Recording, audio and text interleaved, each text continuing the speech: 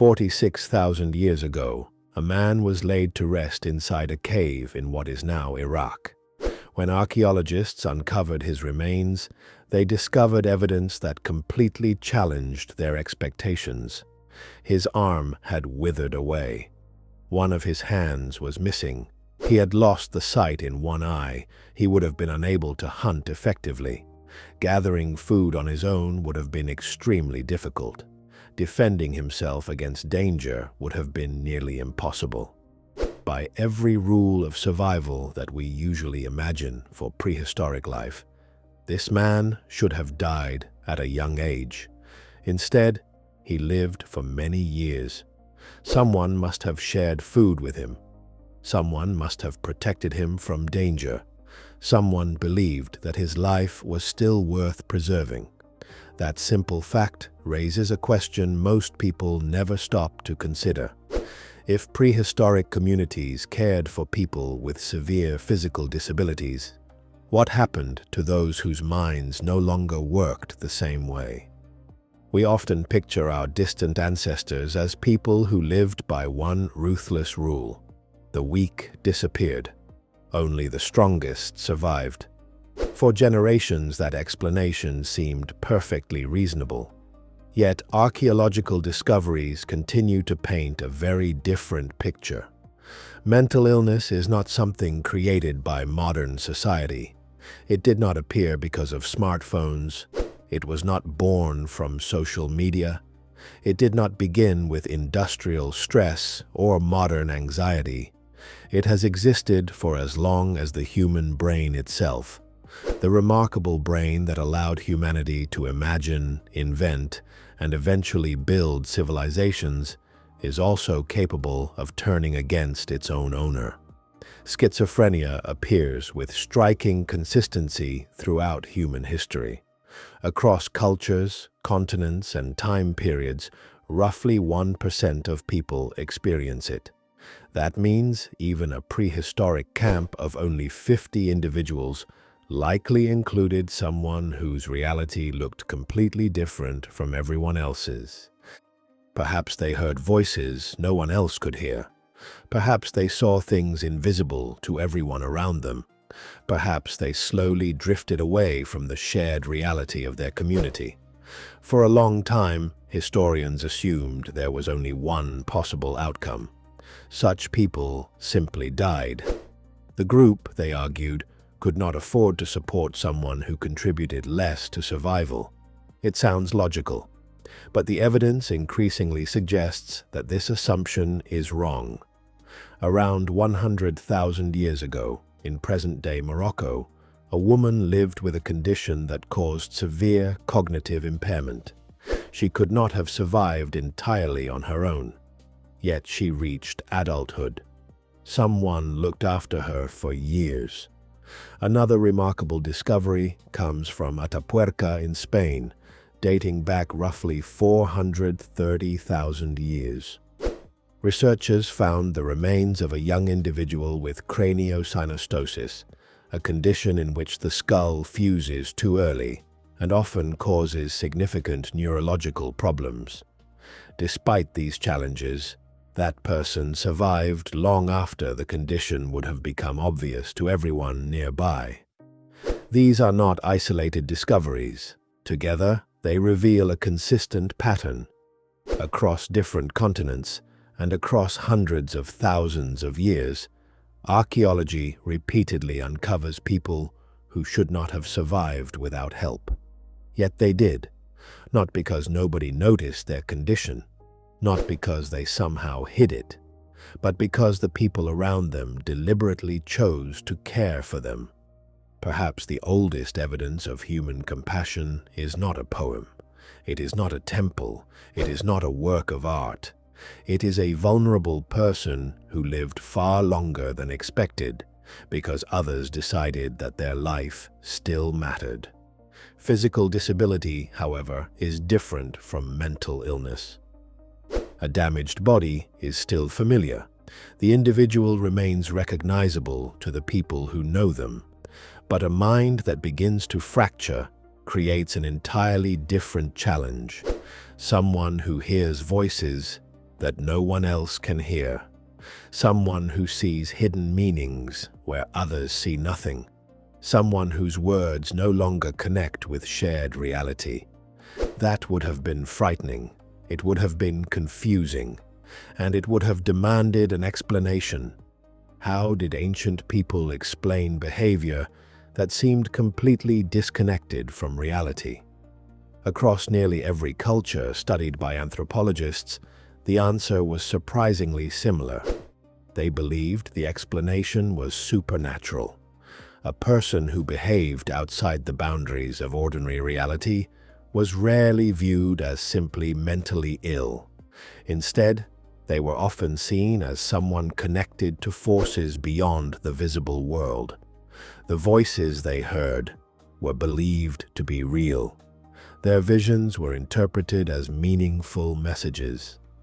What looked like a break from reality was often understood as a doorway into another realm. Imagine a young member of a Paleolithic tribe. He suddenly begins hearing voices. He stops sleeping through the night. He wanders alone after dark. He speaks about things that nobody else can perceive. Today, doctors might recognize these behaviors as symptoms of schizophrenia. Thousands of years ago, the same person may have been seen very differently. People might have believed he had been chosen by the spirits. They may have thought he possessed the rare ability to move between different worlds. He became the shaman. Although the word itself comes from the Tungusic languages of Siberia, the idea exists almost everywhere on Earth. Similar spiritual figures appeared on every continent. They existed in countless cultures. They emerged throughout history in remarkably similar ways. These individuals stood on the invisible boundary between ordinary life and the supernatural.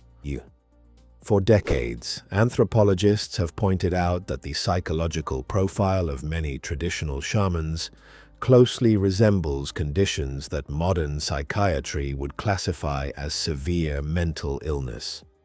What we now describe as symptoms, ancient societies often regarded as extraordinary gifts. In 2015, researchers published an important study in the journal Schizophrenia Research. They interviewed people from Ghana, Vietnam, and the United States who experienced clinically diagnosed psychosis. The differences they found were remarkable. In Ghana and Vietnam, many participants described the voices as familiar rather than purely terrifying. Some believed they were hearing deceased relatives. Others believed the voices belonged to ancestors. Some even interpreted them as the voice of God. Their experiences were still difficult, but they were not meaningless. Their culture offered a framework that helped explain what they were going through. The situation looked very different in the United States. There, participants overwhelmingly described the voices as hostile. They experienced them as threatening. They felt random. They seemed completely meaningless. The brain was the same. The illness was the same. Yet the experience itself felt dramatically different. Culture shaped the way people understood their condition, and that understanding changed how the illness felt from the inside. This is far more than a minor observation. It has become one of the most important discoveries in modern psychiatry. The stories a society tells about mental illness can influence the way people actually experience it. Ancient cultures often gave suffering a purpose. They placed those affected inside a meaningful narrative. Instead of seeing them as broken, they sometimes believed they had been chosen for a unique role. That does not mean the ancient world was always compassionate. Far from it. Many societies feared people with severe mental illness. Some believed psychosis was caused by demonic possession. Their response was often restraint. Isolation became common. In many cases, people were physically confined. One of the oldest surgical procedures ever discovered is trepanation. It involved drilling or cutting a hole into the skull of a living person. Some researchers believe the procedure was performed to release evil spirits believed to be responsible for madness. Archaeologists have found trepanned skulls dating back nearly 10,000 years on multiple continents. Even more surprising, many of those patients survived the operation.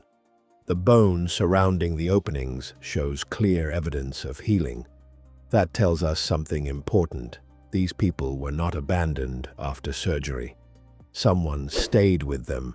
Someone cared for their wounds. Someone changed their bandages. Someone remained by their side while they recovered.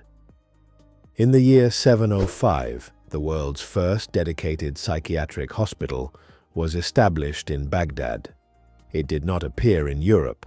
It emerged within the Islamic world during a time when medical knowledge there was advancing rapidly. While much of European medicine remained limited, Islamic physicians were already developing ideas that closely resemble modern clinical psychiatry. They carefully classified different mental disorders. They debated what caused them. They searched for treatments based on observation rather than superstition. One of the greatest physicians of the medieval era, Al-Razi, argued that mental illness originated in the brain. He believed it was a medical condition. He insisted that patients needed doctors instead of religious punishment. Centuries earlier, Hippocrates had reached the very same conclusion. In the 5th century BC, he challenged one of humanity's oldest beliefs. He argued that mental illness was not caused by demons or evil spirits. He believed the brain itself was responsible. More than 2,000 years before science had the tools to prove him right, Hippocrates was already pointing medicine in the correct direction. Europe eventually followed. In 1409, the first psychiatric hospital on the continent opened its doors in Valencia. That marked an important milestone, but progress did not move in a straight line. By 1547, London's Bethlem Royal Hospital had already gained a disturbing reputation. Its name eventually evolved into the word Bedlam. Today, that word still survives in English as another way of describing complete chaos. For much of its history, Bethlem treated suffering as public entertainment. Visitors actually paid admission to walk through the hospital. They came to stare at people living with severe mental illness. Patients became attractions. Their pain became a spectacle. This practice continued for generations. Real reform would take centuries. It required courageous people willing to question what society accepted as normal. They refused to believe that cruelty could ever be called treatment. They demanded something better.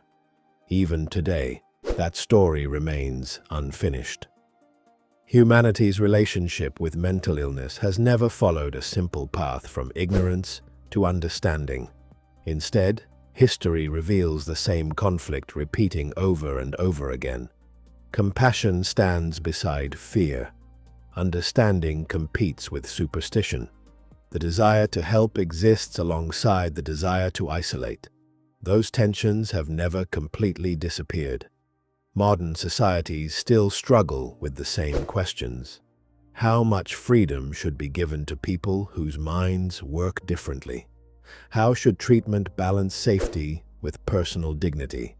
How much responsibility should society accept for caring for those who suffer?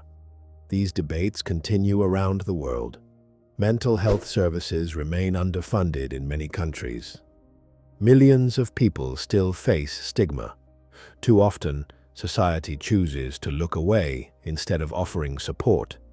Yet when we step back and examine 46,000 years of archaeological evidence, one message becomes impossible to ignore. The instinct to care has always existed. It appeared long before written language. It existed before organized religion. It came before cities. It even predates civilization itself. Before humans created explanations for madness, there were already communities helping those who could not survive alone. There was always someone willing to stay. There was always someone willing to share food. There was always someone willing to protect another human being despite the burden. Think back to the man discovered inside that Iraqi cave. We do not know his name. We do not know the language he spoke. We have no idea what beliefs guided his community. We cannot say how they explained his condition. Perhaps they believed the spirits had touched him. Perhaps they simply saw someone who needed help. The truth has disappeared with time, but one fact remains undeniable. He lived far longer than his injuries should have allowed. That could only have happened because someone chose not to abandon him. Someone made the decision to care. Someone continued bringing him food. Someone continued protecting him. Someone continued treating him as a member of the group. That choice became one of the oldest surviving records of human compassion. It is older than the earliest known works of art. It predates the first cities. It came before organized religion. It is older than nearly every civilization we study today. Long before people built temples. Long before they carved monuments into stone. Long before they wrote laws or invented kingdoms. Human beings were already caring for those who could not care for themselves. That may be one of the most important discoveries archaeology has ever uncovered. It reminds us that empathy is not a modern invention. Compassion was not created by civilization. It was one of the forces that allowed civilization to exist in the first place. Without cooperation, our ancestors would never have survived. Without compassion, humanity might never have become humanity. The archaeological record tells a story very different from the one we often imagine. Prehistoric life was undoubtedly harsh. Resources were limited.